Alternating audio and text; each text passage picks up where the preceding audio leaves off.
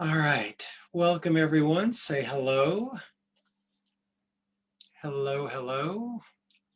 Hi there. Welcome all. All right. Hi there. Welcome Facebook friends. Welcome Tender Hearts. I'm glad you're here.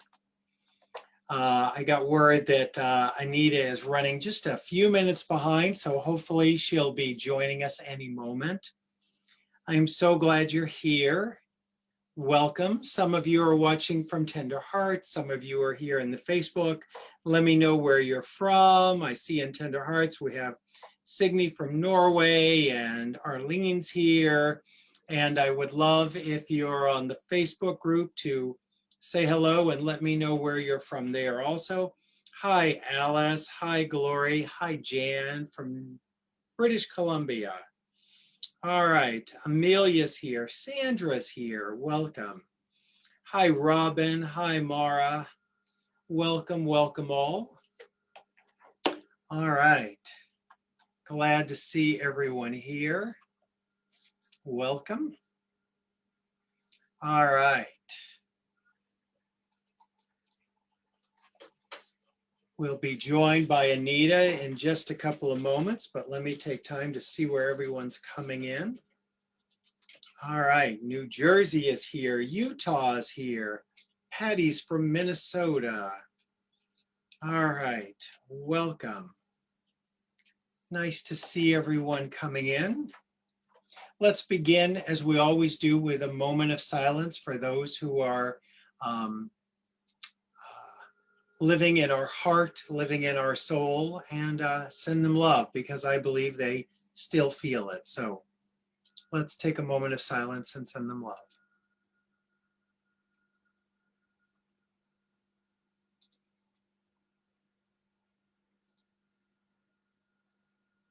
Thank you so much. If you're new here, welcome to Tender Hearts. If you're new to the Facebook group, I'm so glad you joined me. The Facebook group was started after we had the COVID shutdown in March and people were without a grief group and there was nothing online yet. And we decided if we couldn't be together, we were going to find a way to virtually join in with one another. So we are here and have been here together. So I always say, please feel free to post if you're having just a tough day. Post if you're having a good day. It gives other people hope. So feel free to share. We want this to be a safe place here on this Facebook group. And we know Tender Hearts is such a safe place. All right, let me just check here. All right, hang on. All right. Anita may have the wrong link and would re-like this link. So let me get this link to her real quick. Let me see if I can double task. Let me find our link wherever it may be. I don't know if it'll let me see the link when I'm on the link. All right, but I will get it to her because she wants to join us and we want her to join. So, all right. Let me send this over to her. I'm multitasking right here in front of you on Zoom. So here we are doing it. All right. One moment, please. That's her passcode. She's going to join as a one of the guests, and it'll look like she's in Tender Hearts because I don't know how to send her the other link. And let me just see if I can find the link to send her. Okay, because I know my Tender Hearts folks are on the direct link that I'm going to send to her also. All right, let's send this and get Anita on with us. Okay. Here we go. All right, I have sent her the link. Hopefully she'll be joining. I got to keep a lookout for Anita. All right. So this is live, so you get to see me scrambling, waiting, and here we go. But Anita Moorjani is worth the wait. I can tell you that. If you haven't seen her before. Up, and she is here. Hi, Anita. Let me bring you on. All right. Anita, we'll give you the power to turn your camera on and to unmute.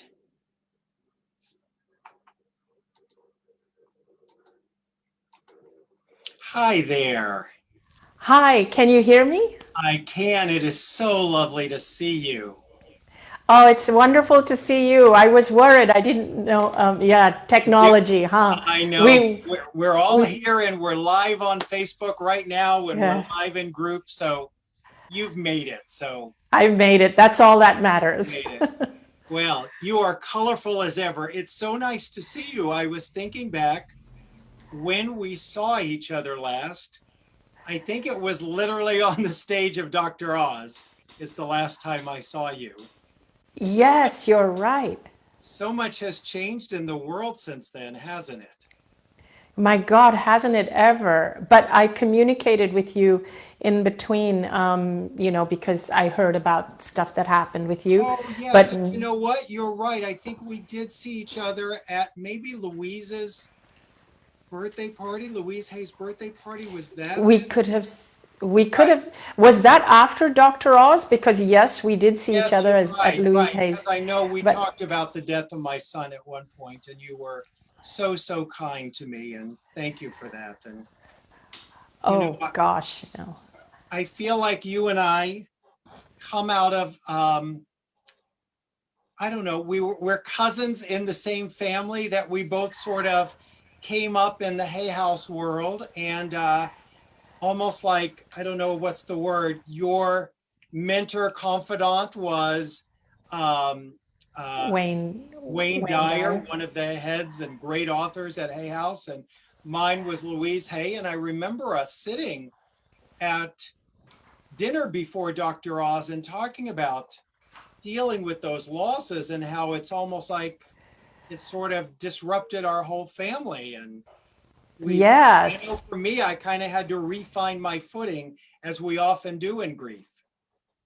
yes, I can only imagine. And, yeah. And so much has happened and changed since then. It's just, but it is so good to connect with you again. It really has been ages and it feels like ages. It has. And so it's 11:11. So let's start there. I wonder, we're live in my Facebook group that was started almost over a year ago now when the pandemic hit and everything closed down and there were no grief groups and people's loved ones were dying without them being there. They haven't been able to have funerals. We're also in another group of mine, Tender Hearts, and so many people here have been raving about you and excited and love your work and your books. And I wonder for the people who don't know you, I would love if you would just maybe share your story first and let's start there. Sure, I'd be happy to. So basically, back in 2002, I was diagnosed with a form of lymphoma called Hodgkin's lymphoma, and over a period of 4 years, it progressed, and I reached a point where I had tumors. So it spread and metastasized throughout my lymphatic system. So I reached a point where I had tumors, some of them the size of golf balls, from the base of my skull all the way around my neck, under my arms, in my chest, and all the way down to my abdomen. At that point, my body stopped absorbing nutrition. And so my weight dropped down to about 85 pounds because my body just wasn't holding on to anything. And so I looked like a skeleton. My muscles had completely atrophied and I couldn't walk, so I was always lying down or in a wheelchair. My lungs would fill up with fluid, which doctors would have to drain out frequently. And this was around January of 2006, after dealing with the illness for almost 4 years. And the doctors told my family that I only had 3 months to live. Well, on February the 1st, 2006, I went into a coma, and my organs were now shutting down. And that's when the doctors said these were my final hours, and that I wasn't even gonna make it through the night. And so, but while I was in the coma, my physical body was in the coma, my eyes were closed, I was still aware of everything that was happening all around me. I could see, hear, and feel. I could see, hear, and feel everything that was going on. And it wasn't like I was viewing it with my physical eyes. It was like an awareness. It was like I had 360-degree peripheral vision. It was like I was outside of my body. I was no longer inside my body. And I realized I was dying, but I realized that, wow, I'm dying, but I feel more alive than ever. And so what the people around me didn't realize was that I actually felt amazing. So there they were already starting to grieve for me because the doctors told them I wasn't going to come back, and this was the dying process, and my organs were shutting down. I was actually feeling light and free of my body. And I was feeling like all the pain of all the last 4 years was gone. All the fear was gone, the fear of the disease, the fear of the treatments, the fear of death, all gone. And I just felt incredible. And I wanted everyone to know I felt incredible because they were all grieving for me. But I wasn't able to communicate it with them because I had no biology. My body was like gone. And as I continued to progress, and I was aware of everything that was happening around my body, I could hear what the doctors were saying to my family, and I could hear all the conversations. I could see what they were doing, and they were doing stuff to my body. They were poking needles into my veins, and they were taking fluid out of my lungs, and I was aware of all of that. And then I reached a point where I was aware of other people, other beings around me. And I recognized some of them as deceased loved ones, like my dad, who had passed away 10 years before, my best friend, who had died 2 years prior. And they were there to greet me, like to help me through this process. And I felt they were there to help me. There were other beings who I didn't recognize from this lifetime. But I felt that all these beings were there they were there for me, to support me. And I felt a tremendous amount of unconditional love for all of them, from all of them. My dad, I just felt like this absolute unconditional love from him, which I had never received from him in my life, in my physical life, because I'd always had a turbulent relationship with him where I'd always felt I'd disappointed him. And my best friend, I had felt really guilty about certain things because I hadn't been there for her when she was dying because I was going through my own stuff. But all I felt from her was just tremendous unconditional love. And I felt just surrounded and overwhelmed by unconditional love. And it was not any kind of love I'd ever felt in this physical life before.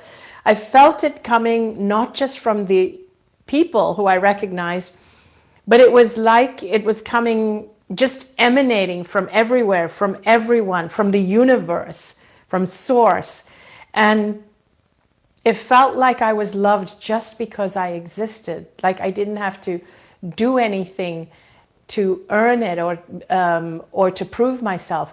And I had spent a lifetime trying to prove myself, trying to be liked. I'd always been a people pleaser. I'd always been someone who worked really hard to be accepted and to be liked. And I always felt I had to win other people's approval. And here I was on the other side, in death, I was like dead. And I was loved unconditionally. Like I didn't have to do anything to prove myself. It was just the most amazing feeling. I reached a point where I felt I had a choice as to whether to come back into my physical body or to stay on that side. no part of me wanted to come back because it was so amazing on that side. But my dad wanted me to know that I had a purpose here and I hadn't fulfilled it, and that I still had gifts waiting for me here and I needed to come back. But I felt that if my physical body was so sick and was like dying, and I was suffering and my family was suffering, what was the point of coming back? But then I entered what I call like a state of clarity, where I had this clarity where I understood why it was that I had got sick. I understood that it was because I had never loved myself. I'd always suppressed myself, and you know, there's so much more there. I understood how I had never allowed myself to shine, and I'd always made myself small and repressed every cell in my body until they were so repressed that my cells kind of manifested as cancer. And so I understood that now that I knew this, if I chose to come back and express myself fully, my body would heal. And so it was at that point that I made the decision to come back. And when I did, my dad said to me, now that you know the truth, go back and live your life fearlessly. And that's when I started to come out of the coma. And I'd been in the coma for about 36 hours. But within 4 or 5 days, the tumors, all those golf ball sized tumors all over my body, they started to shrink by about 60%. By 4 or 5 days, the doctors could visibly see they were like softening and shrinking. And then in 3.5 weeks, they couldn't find any trace of cancer at all. And they were stunned. They didn't know how to explain it. They kept saying that it's not possible. We're going to keep looking till we find it. But in 5 weeks, they had to let me go home to live my life cancer-free. And also at the time when I came out of the coma, I was saying things to my family. I was saying, oh, Dad is here. It's not my time. And everybody thought that I was just drugged, and that's why I was saying all these things. But then I started to say things like, oh, isn't that the doctor that took the fluid out of my lungs at 4 a.m. yesterday morning? And they were like, you were in a coma. How could you have seen it? And I said, and isn't that the doctor that said I won't even make it through the night? And they said, oh, he didn't even say that in the room with you in it. He said it outside the hallway. And so they realized that something had happened that they couldn't explain. And so that was, and so anyway, that was in March of 2006, which is 15 years ago, and here I am, still cancer-free. So let's start there. There's a lot to talk about there, and then I want to get into your new book too today. So let's start, that story. I've been at so many of your lectures where you're literally putting up the medical records and you're talking to people because it's such an amazing story. And it became your book, Dying to Be Me, which is just a really wonderful book. And that's what we worked together on in so many different, whether it was Hay House events or the Dr. Oz. I wrote a book called Visions, Trips, and Crowded Rooms, Who and What You See Before You Die, which is the kind of stories of deathbed visions. And I always say in deathbed visions, the only people who get to tell the story are the family members because the loved ones die. You're one of the few people who has come back to talk to us about it. So let me begin there, and let me start with a couple of things I heard in the comments. First of all, you made a decision to come back. There's many people on here, most people on here, who have had a loved one die. Does that mean our loved ones had the opportunity and chose not to? Or do you think everyone has that decision, or for some people, there isn't a decision? It is sort of the end of their life. I think it's a combination of things. So I think for some people, it is like they've served their purpose. It is the end of their life, and so they don't get the choice. I think that that was what perhaps it was possibly a decision they made before they even came into this life, that they are going to live this long, or that they're going to achieve this, this, and this, and once they're done, they're going. So I think for certain people that's the case. I think for certain other people, they get the choice, but I believe that if their life is super challenging, if they are stuck, and it doesn't, and I want to be clear here, and it doesn't mean that they don't love the people here enough, but I think that some people do choose to stay on that side when they get the choice. And so I want to reiterate that it does not mean they don't love their family here enough. It absolutely does not.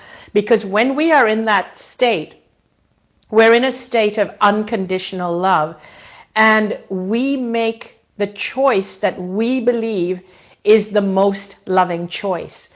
So let's say if somebody actually believes that they can do more for their loved ones from that side, maybe their relationships here are so complex and so and so convoluted, or they've backed themselves into a corner in different situations, that if they were to come here, it would be more challenging, not only for them, but their loved ones, to disentangle and unravel things that are here, then they choose to stay there. In other words, they make the more unconditionally loving choice when they make that choice as to whether to stay there or come here. Because the default choice, and I will say this for anybody who crosses over, if they are given a choice, the default choice will be to stay there, because it is so incredibly beautiful and freeing.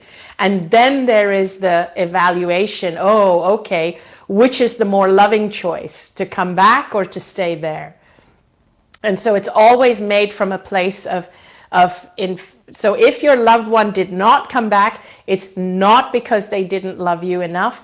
It's either because it was their time, or it's because they felt that they could do more for their family from that side. And given that none of us get to live forever, and one of the things that I remember working in end of life for so long and working in hospitals and ICUs, that I thought, our bodies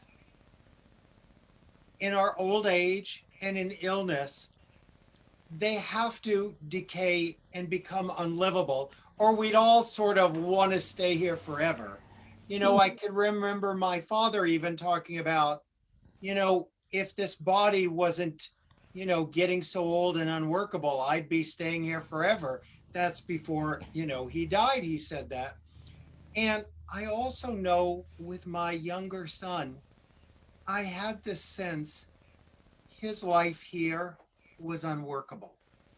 That either that incarnation of our loved ones either can't make this life work because of circumstances, their life, things beyond our or their control, or their body's no longer workable anymore.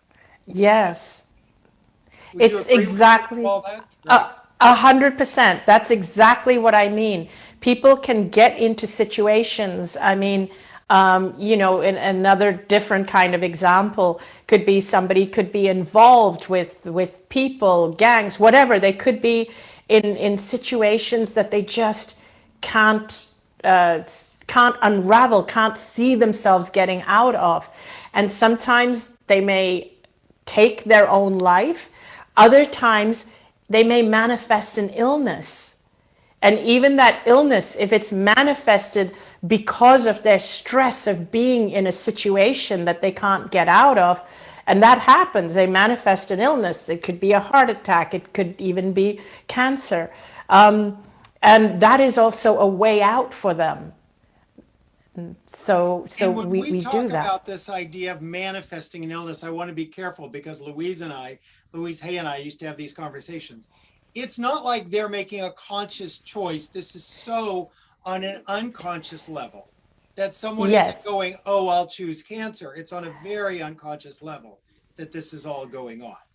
Very, very. So, yes, we have to be clear. We never say that I'm going to choose an illness, nor is it easy to unconsciously manifest an illness. So, I don't want people to be afraid that, oh my God, am I manifesting this illness? No, don't think like that. It's more like your bodies are incredibly smart. Your bodies are incredibly intelligent. They're more powerful than you believe they are. They actually really are powerful. They actually heal very, very fast if you give them the right circumstances.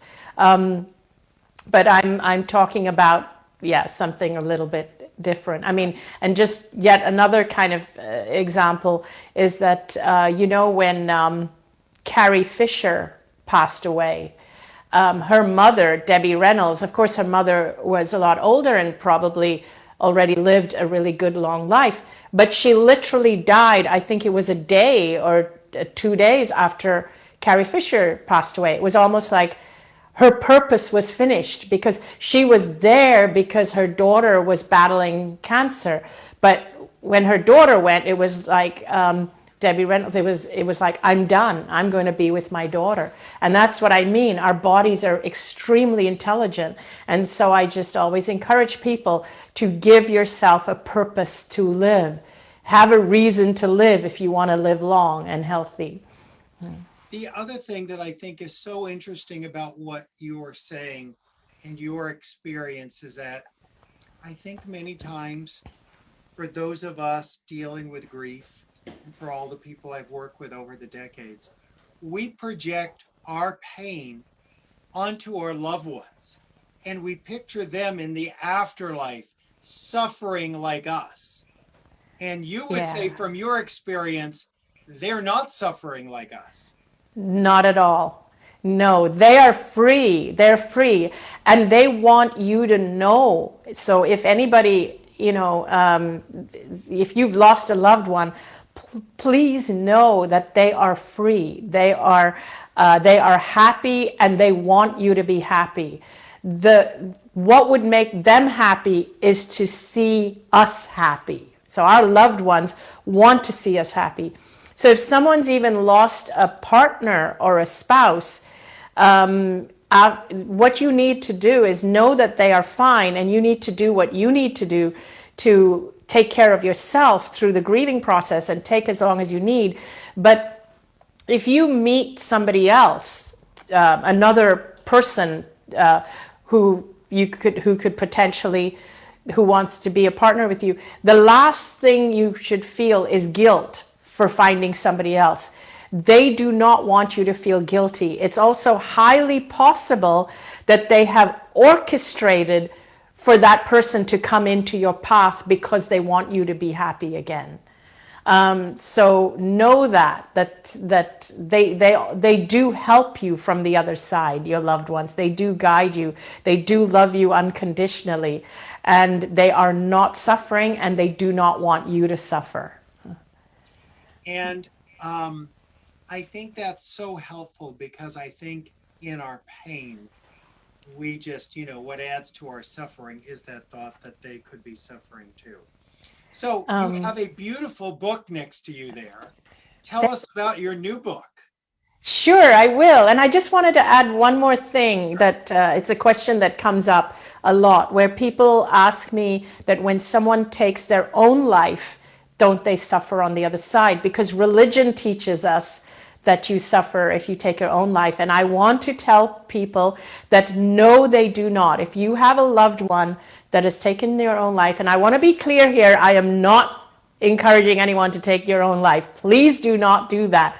But if you have a loved one who has taken their own life, they are not being punished for it. Because remember, when somebody chooses to take their life, it's because they were already suffering here. You have to be suffering before you choose to take your life. And why would you be punished there for already suffering here? And the people who tend to take their life tend to be people who are sensitive, who are what I call empaths, because they find that they can't deal with the world here. And so the world is too much for them. and so they choose to leave. So they are embraced on the other side, and so they are not suffering. There is no punishment. I just wanted to assure people of that. And I always say my work goes to death. I haven't had the experience that you, so I don't know past death or what that feels like. But I do say to people, we know from so many people here who have attempted death by suicide, they tell us across the board, they weren't choosing death. They were trying to manage the pain. Yes, I yes. think that's so important to sort of know that they're trying to make this life work. And with their tools and their circumstances, they can't make it work. So they're managing the pain. So I think that's such an important thing to add to what you said. Yes, that's exactly right. And the reason why I wrote my newest book, which is called Sensitive is the New Strong, Great title, by the was, way.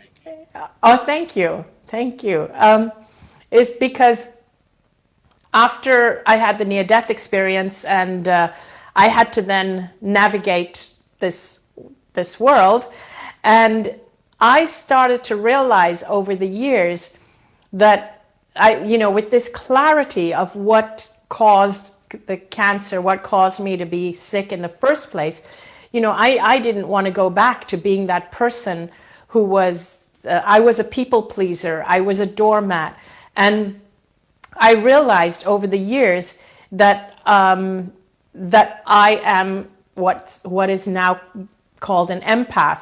Empath is a term that's been coined in recent years by Dr. Judith Orloff and by Dr. Elaine Aron, and so when I started to learn about what it means to be an empath, I realized that, wow, this is why I got sick in the first place.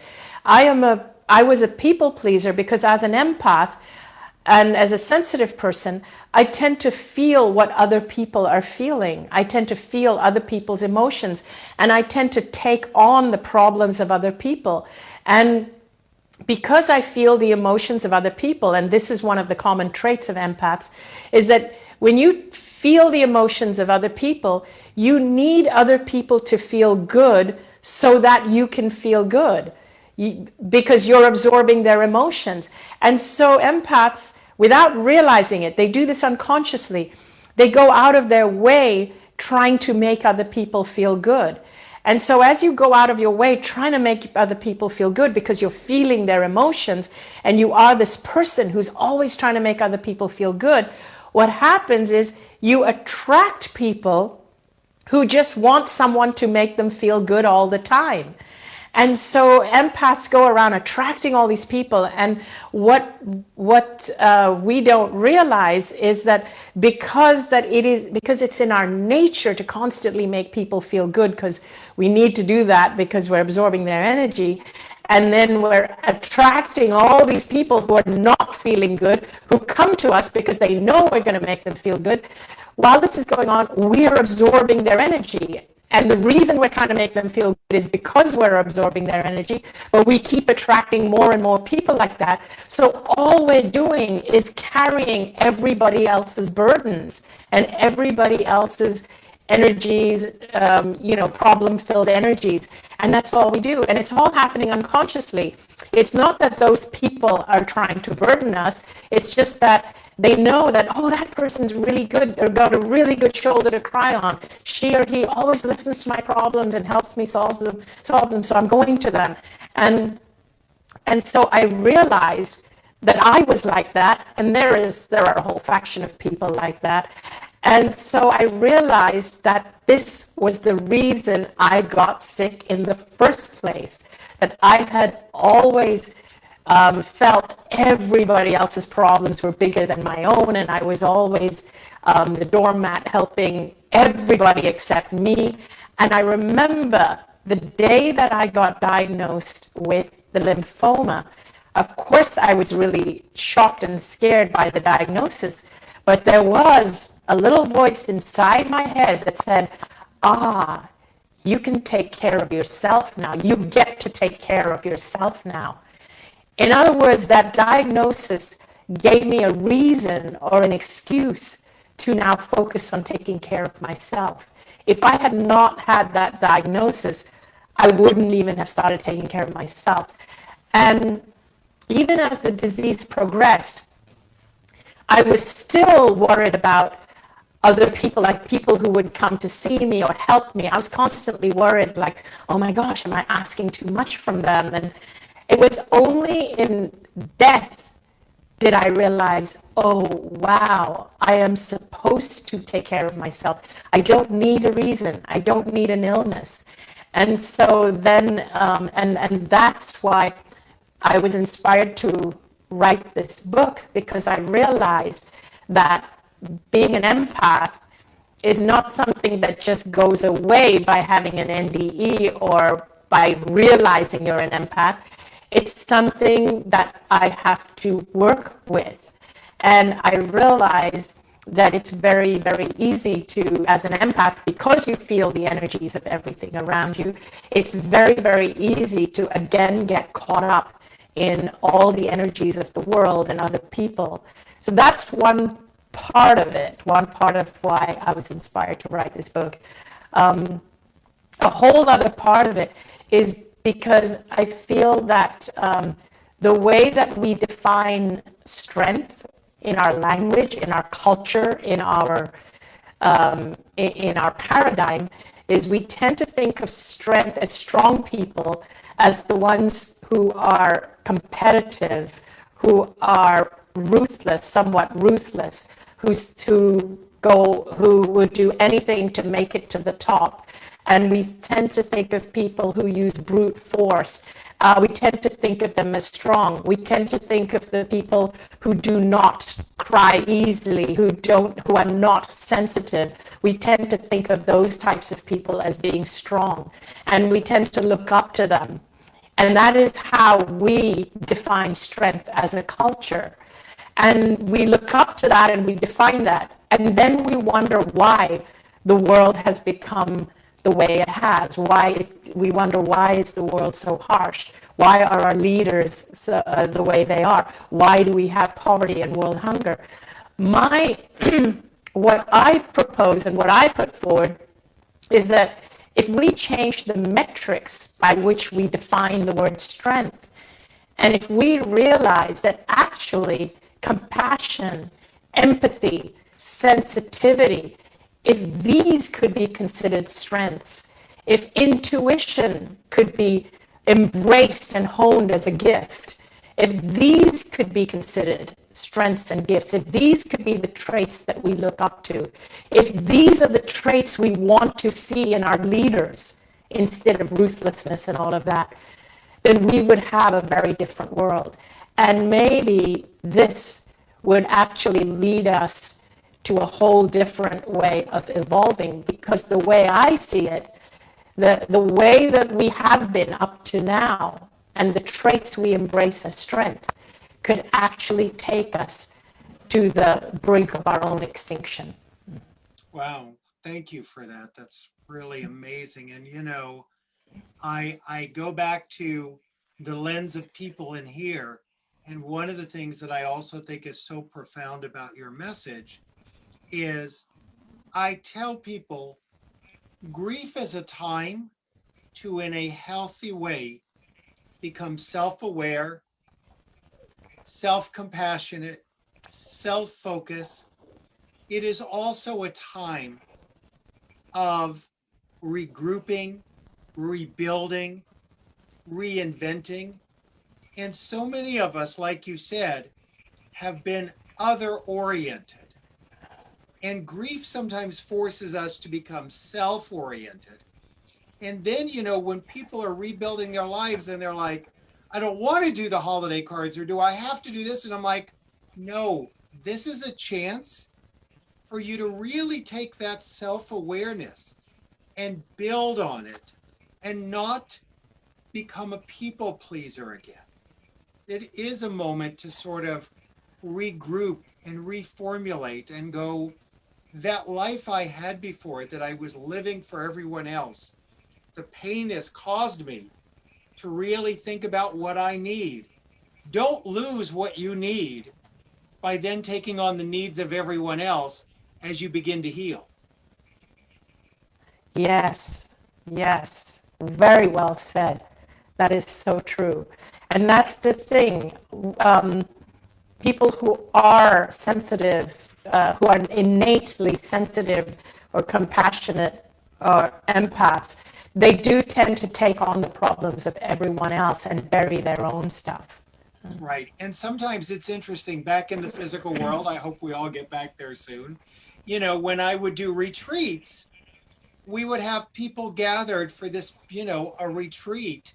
And there would always be someone who would run out of the room and say, I can't do it. I'm an empath. I can't. I'm taking on everyone's pain. And I would say to them so gently, I would go, what brought you here? And they would go, well, this person died in my life. And I would go, so it is your work to get in touch with your pain, not their pain. And that sometimes Yes. we can unconsciously use that wonderful empathic quality to not look at what's going on inside of us too. So a lot of the work I did in Yes.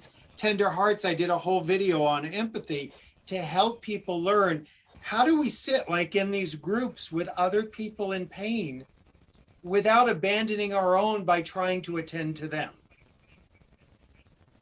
Wow, I love that. That sounds really powerful because that is a challenge for empaths. And that's something I talk about a lot with empaths is that empaths tend to abandon their own pain because they help other people's pain.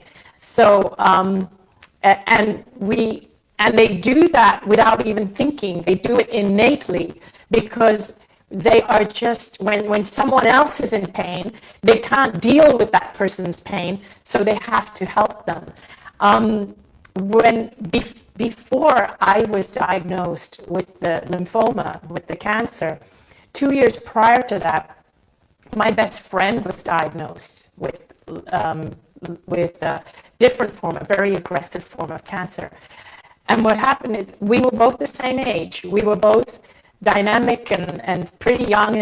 And when she got that diagnosis and she was told that there was only a 5% chance of survival and she had to be prepared that she was going to die, I couldn't believe it. I took that news on as if it was mine. The pain I felt, I believe, and the fear I felt, the fear of death, was as if I had got the news for myself. And it impacted me so much that I threw myself into helping her.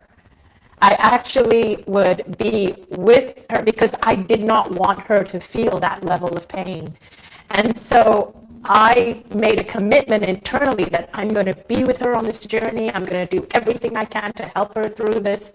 And so I would go with her to the hospital and to chemo, and I would help out with the kids. And I was just immersed in her life. Things in my life started to fall apart because I wasn't paying attention to my life, my health, anything. My stress levels were through the roof. I wasn't heeding to the wake-up calls that were coming at me. I was ignoring them because to me, nothing I was going through was as big as what she was going through. The pain I was feeling for her, for what she was going through, was greater than anything that was happening in my life. So I kept ignoring everything. And this is something that I think empaths do unconsciously. And I just kept throwing myself into her life, wanting her to live and not die. I watched her health deteriorate over that time, continue to deteriorate. I didn't realize my own health was deteriorating during that time, but I was ignoring it. I was ignoring my own pain because I was so focused on her until I got my own diagnosis. And I think, God, So, and what a wake up call. And don't we all get those in different ways? But I think, there's something about, there's an archetype there. And the archetype, whether we talk about grief or even talk about feelings or physical health, I always say grief is what we feel on the inside, mourning's what we do on the outside.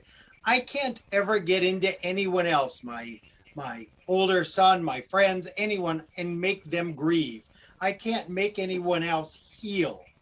And when we try to make other people heal physically or do the right thing or do the right thing for grief, we feel this powerlessness and we forget we only have the power to work on ourselves.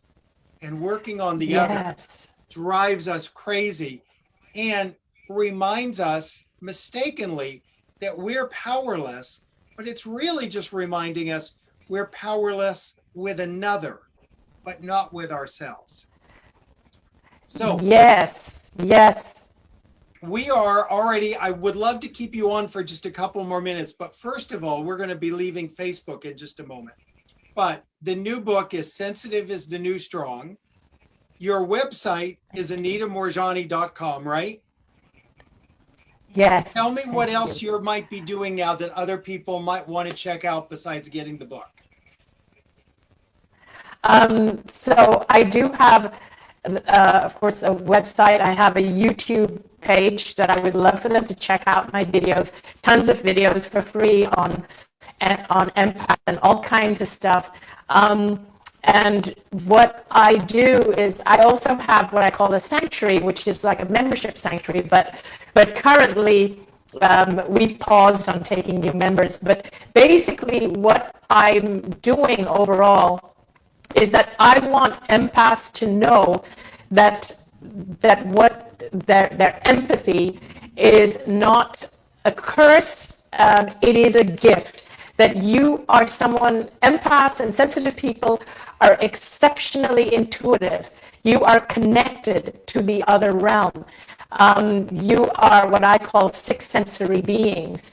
And because we have suppressed those gifts, we don't understand them, we don't realize them, we don't know how to use them.